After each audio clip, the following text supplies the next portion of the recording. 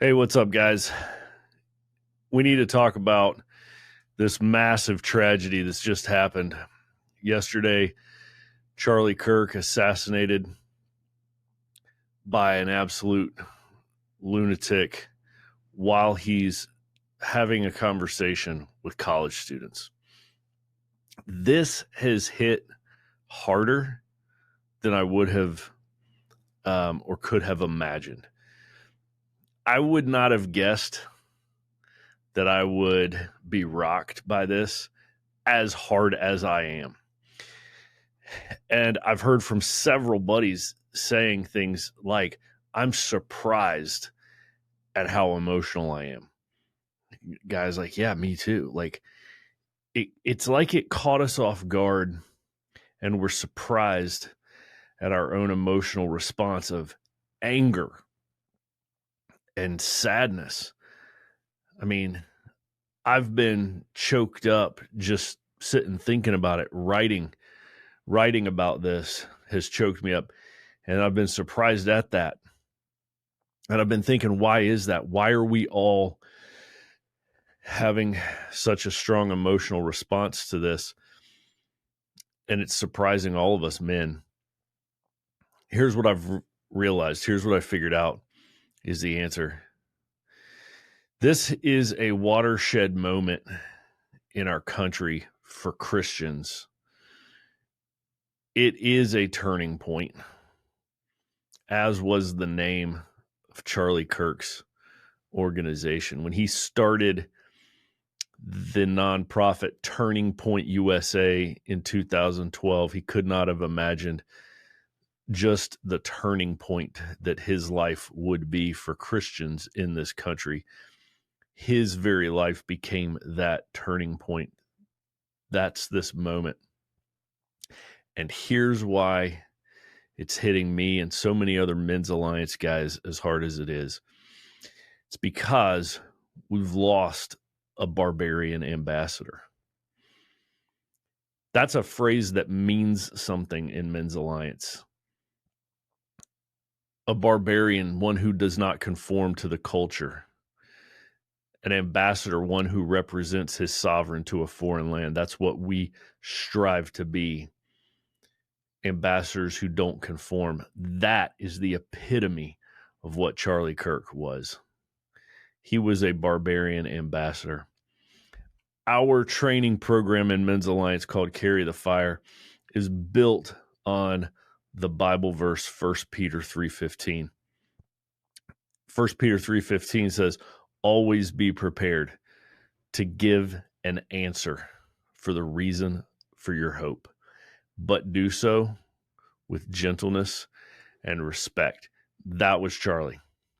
Always prepared, always giving an answer, always with gentleness and respect. You know, the thing about him is he just sat there in a chair and invited people to come speak with him, to have conversations, to ask him questions, to disagree and engage in civil discourse.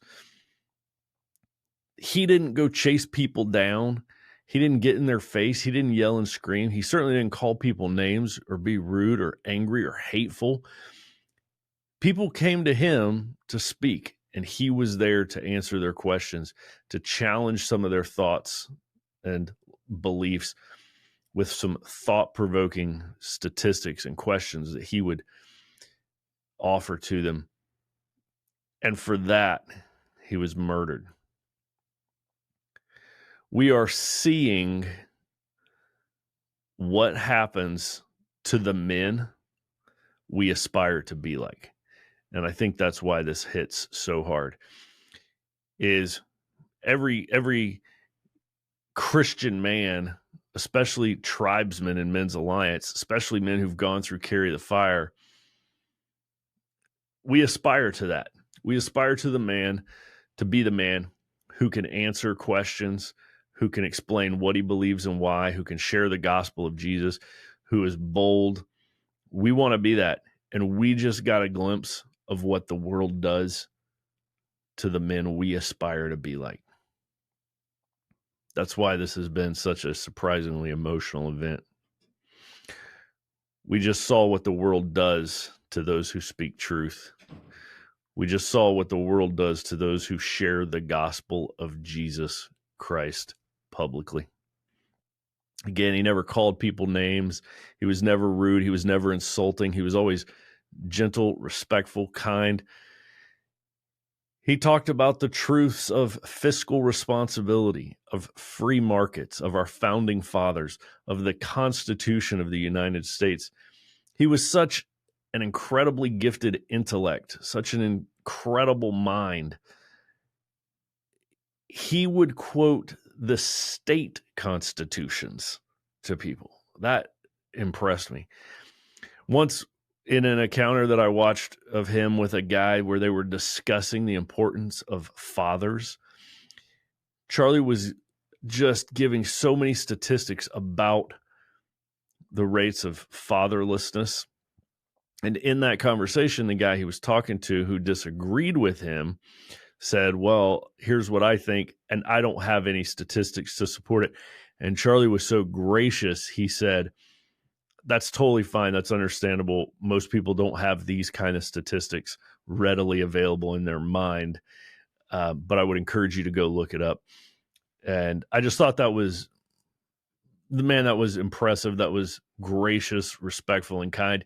He knew the stats. The other guy didn't, but he gave him grace. He didn't try to rub his nose in it and say, you don't even know, and I do. And there was none of that with him.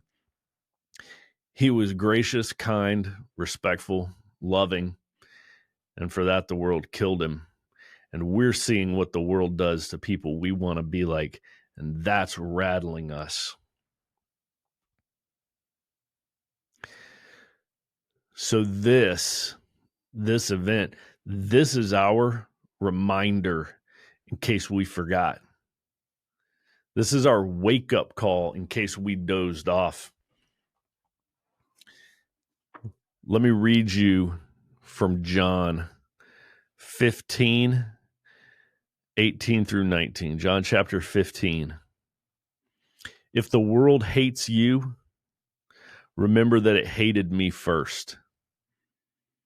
The world would love you as one of its own if you belonged to it, but you are no longer part of the world. I chose you to come out of the world, so it hates you. That's Jesus talking to his followers.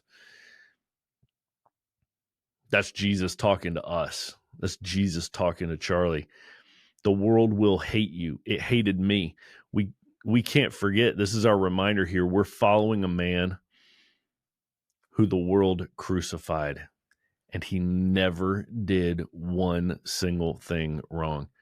He was all loving, all kind, healing people, and the world crucified him. Charlie getting assassinated was our reminder of that fact. It was our wake-up call. We're following a man who the world hated, and many in the world still hate. You mention the name Jesus to people, they hate it.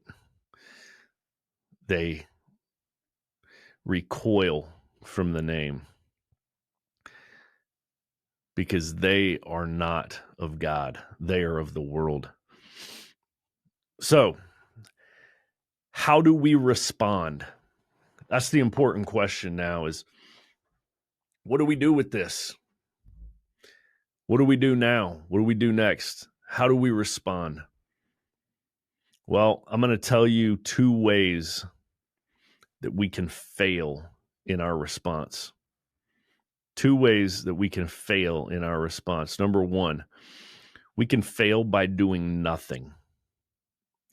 If we remain silent and on the sideline, cowardly, only saying things that are politically correct, inoffensive, Big Brother approved, Oprah Winfrey approved, all inclusive,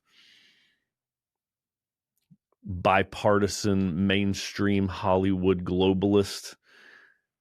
If we only say those things designed to not rock the boat, we failed.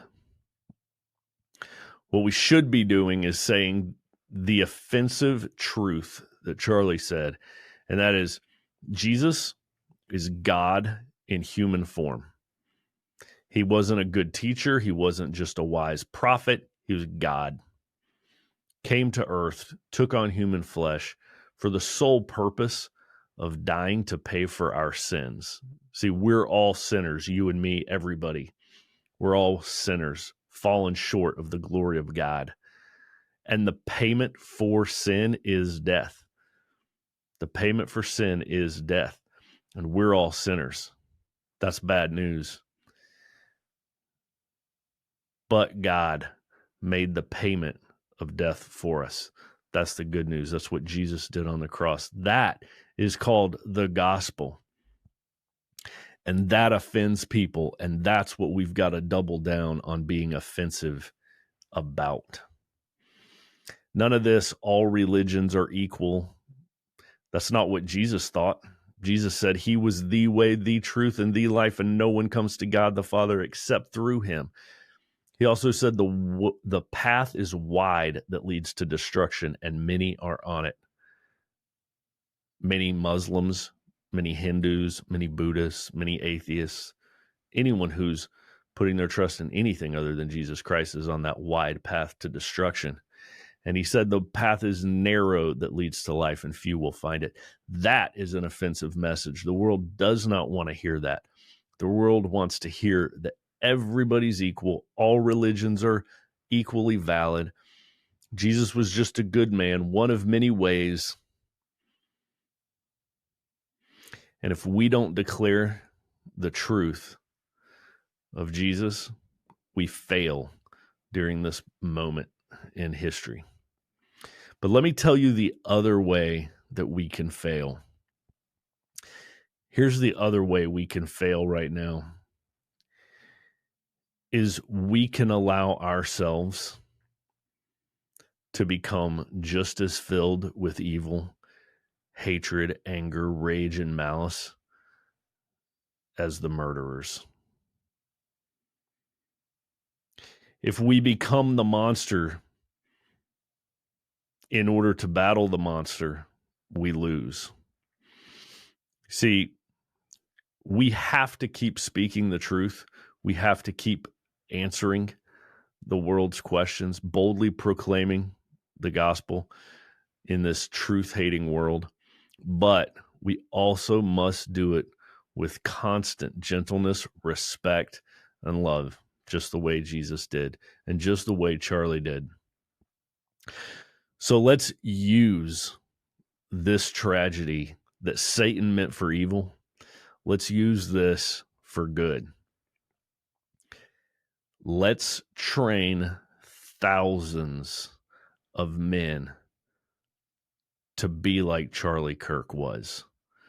Men who could boldly, unapologetically share the gospel, answer hard questions about what they believe and why, and be those barbarian ambassadors for Christ. Men who can articulate the gospel. Men who aren't afraid to engage in the tough questions of our culture. Men who are leaders, men who are disciples. We've got to train more of those. We've got to carry the fire.